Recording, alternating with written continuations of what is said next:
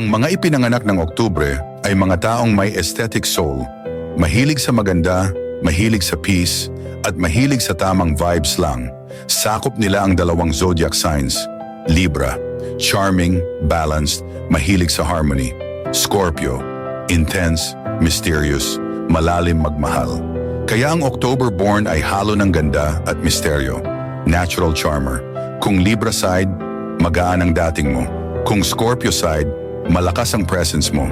Either way, people notice you without trying. Mahilig sa peace pero hindi papayag sa BS. Oo, chill sila. Pero may boundary sila na hindi mo pwedeng lampasan. Deep thinker with soft emotions. Malambot ang puso pero matalas ang pag-iisip. Marami silang hindi sinasabi, pero ramdam mo lagi ang depth nila. Lover with standards. Hindi sila basta magmahal. Gusto nila yung totoo, matatag, at hindi laruan. Aesthetic plus mysterious personality. Sa umpisa, parang simple lang sila. Pero habang nakikilala mo sila, mas lalo silang nagiging interesting. Matatag sa tahimik na paraan. Hindi sila maingay kapag nasasaktan, pero kaya nilang bumangon kahit ilang beses madapa.